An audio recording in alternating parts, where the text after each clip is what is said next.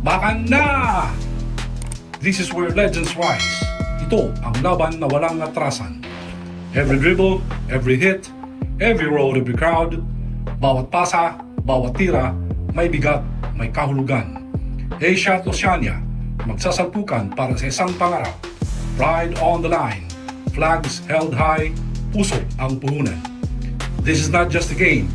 Ito ang simula ng digmaang papunta sa World Cup 2027. Ang FIBA Basketball World Cup 2027 Asian Oceania Qualifiers First Round Second Window ay lalaruin mula February 26 hanggang March 3, 2026. Ang mga qualifiers ay gaganapin sa home and away format batay sa opisyal na schedule ng FIBA. China versus Chinese Taipei gaganapin sa Pilipinas March 1, 2026. Ang inabang laban sa FIBA Basketball World Cup 2027 Asian Qualifiers sa pagitan ng China at Chinese Taipei na orihinal na nakatakdang ganapin sa Taiwan ay nilipat sa isang neutral na lugar, ang Mall of Asia Arena, Philippines, para sa larong gaganapin sa March 1, 2026 ayon sa opisyal na schedule ng FIBA. Papasok ang parehong koponan sa laban na ito nang wala pang panalo. Kapwa may record na 0-2 sa unang round ng qualifiers.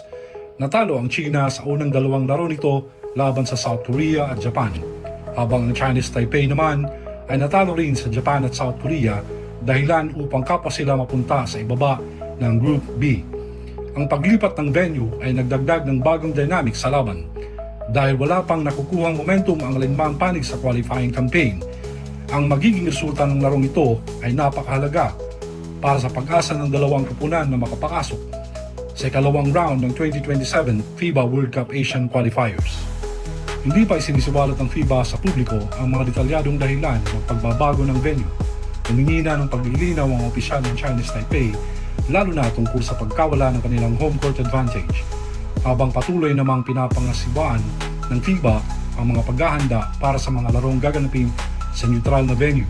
Dahil siksik at demanding ang Asian Oceania Qualifiers sa schedule ng Pebrero, muling pinili ng FIBA ang Maynila bilang isang neutral hub upang matiyak ang patas na kompetisyon, mas epesyenteng biyahe at pinakamainam na abot ng broadcast para sa isa sa mga pinapanood na laban sa rehiyon. Chinese Taipei kontra China, Philippines versus New Zealand. Thursday, 26th of February 2026, venue Mall of Asia Arena, Philippines. On a humid Thursday night in Manila, the Mall of Asia Arena transforms into one of the loudest basketball environments in the world. This is not just another qualifier.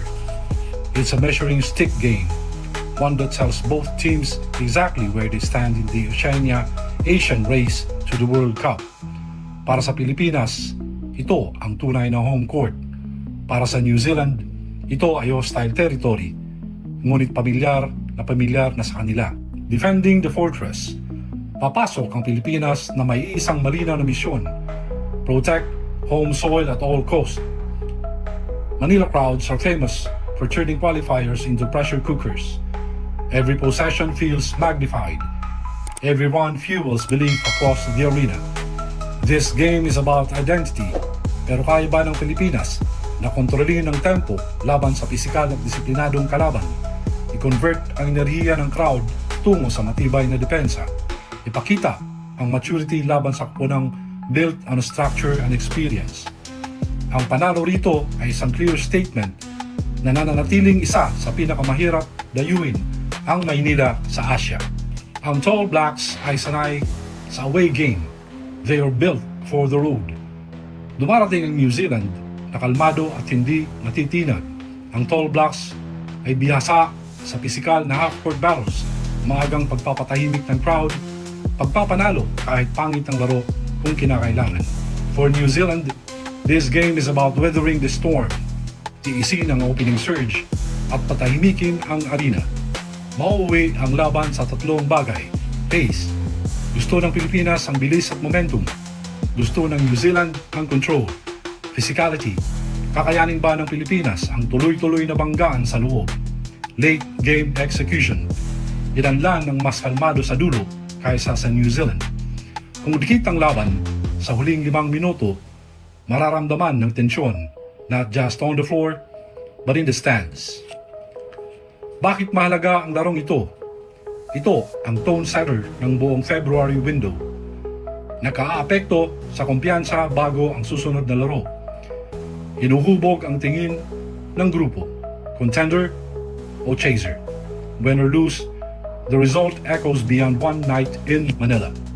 The moment, Philippines versus Australia, Sunday, March 1st, 2026, Mall of Asia Arena, Manila. Sunday night in Manila is never ordinary, lalo na kapag Australia ang katapat.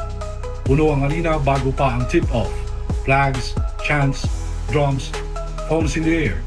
Ito ang huling home game ng window para sa Pilipinas, laban sa gold standard ng rehiyon, Australia. Hindi lang ito tungkol sa standings, this is about measuring belief against reality. Alam na ng Pilipinas ang kanilang kalagayan sa window, ngunit mas malaki ito kaysa sa magiging resulta. Credibility ang nakataya. Laging bumabalik ang tanong laban sa Australia, kaya bang tumbasan ng physicality sa loob ng buong laro? Kakayanin ba ang laban sa rebounding? Makaka-execute ba kapag bumagal ang laro? A competitive showing here signals growth. Isang panalo, yayanig yun sa buong kontinente. Ang Boomers is built to silence arenas. Dumarating ang Australia na handa at walang ilusyon. Sanay sila sa maingay na venue at emosyonal na crowd. Ang lakas nila ay control sa pisikal na depensa na bihirang mag-foul. Walang humpay na rebounding. Kalma sa shot selection sa ilalim ng pressure. Layunin ng Boomers na alisin ang emisyon sa laro at patahimikin ang crowd ng maaga. Ang laban ay iikot sa tatlong pressure points. Rebounding margin, extra possession, Australia ang panalo. Turnovers versus pace. Kailangang maka-score ang Pilipinas bago mag-set ang depensa. Third quarter, pinakamapangalim na yugto ng Australia. Kung makakakapit ang Pilipinas hanggang dulo, magiging factor ang arena. Kung maagang makalayo ang Australia, alam nila kung paano magsara. Bakit mahalaga ang game na ito? Ito ang final statement game ng window. It shapes how the Philippines will be viewed moving forward. The line that will define the night. Dala ng Pilipinas ang crowd, paniniwala at sandali. Dala ng Australia is taktura at lakas. One plays for dominance, the other plays with resiliency. Laban, Pilipinas, puso.